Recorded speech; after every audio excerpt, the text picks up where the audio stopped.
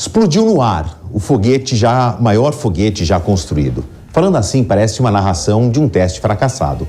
Só que o voo é um passo na direção de um ambicioso projeto, que é levar um astronauta a Marte.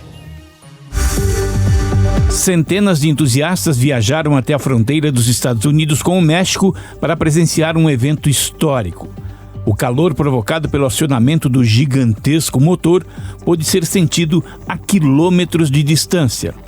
Tamanha potência é para impulsionar a nave Starship, que pesa 5.000 toneladas.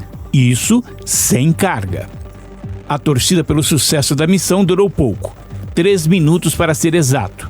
Depois que o propulsor se separou da nave, a explosão.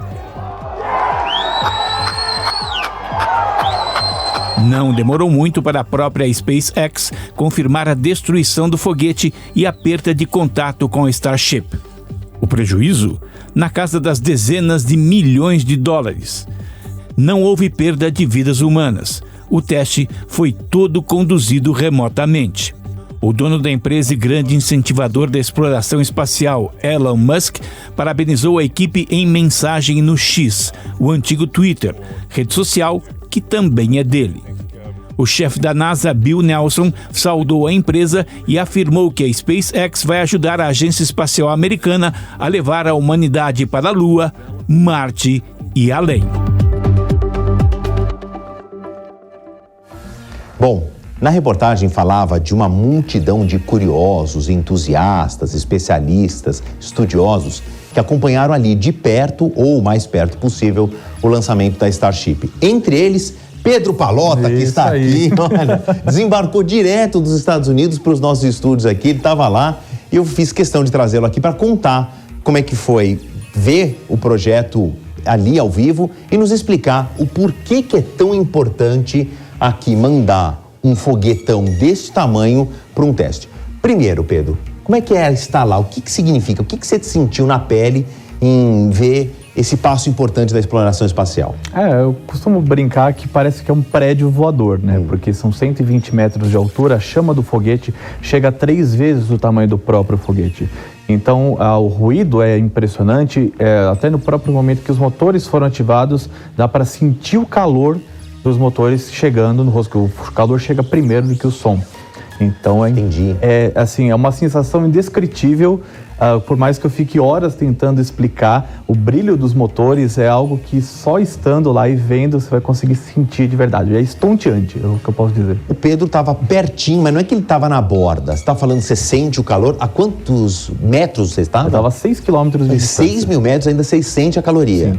Bom, quando ele fala um prédio voador, não é exagero não. Olha a comparação que eu achei aqui dos antigos ônibus espaciais com relação à Estátua da Liberdade, o Saturn V, né, que até então era o maior foguete já construído, que leva, né, a missão Apollo à Lua. Isso.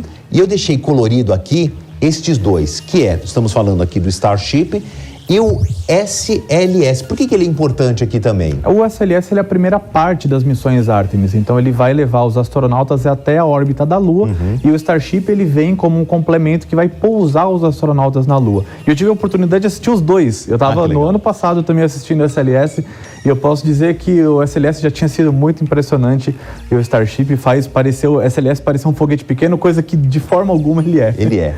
Mas vamos entender, porque essa estrutura toda não é tudo isso que vai para o espaço.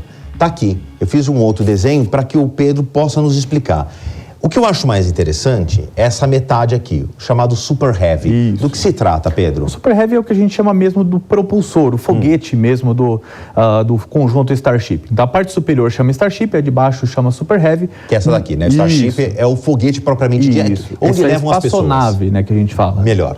É aqui que levam os tripulantes. Isso, aí que vai ficar as cargas e outras coisas que possam ser levadas para o espaço. Então, o que transforma isso tudo em algo tão revolucionário é esse pequeno motor. O Raptor. O Raptor, porque ele é um tipo de motor que só a SpaceX até hoje conseguiu fazer voar na história. Então, os russos tentaram, os americanos também tentaram, lógico que a SpaceX também é americana, mas também não conseguiram porque ele é extremamente complexo de ser fabricado. Mas por que ele é tão especial? O que você, né, eu vi que você usou muitos adjetivos. Por que ele é algo inovador? Não entrando, assim, numa parte ultra técnica, mas ele é basicamente um motor que tem um aproveitamento extremamente alto, com uma pressão dentro na parte interna dele, ou seja, quanto mais pressão você tiver no motor, mais força ele vai conseguir, mais empuxo que a gente chama, vai conseguir mandar.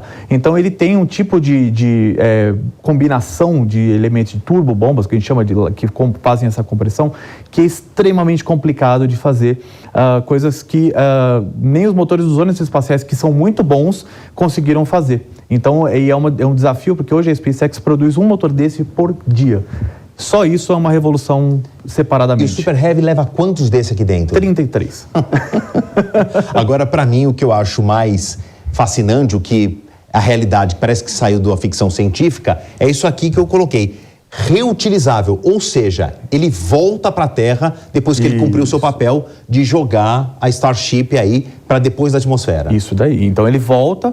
O objetivo dele é pousar. O que a gente viu na reportagem foi ele que explodiu, primeiramente. O Starship em si continuou voando, então ele voou por mais um bom tempo, chegou a 8 minutos e quase 8 minutos e meio, que era praticamente o esperado dentro da missão, chegou a 24 mil quilômetros por hora.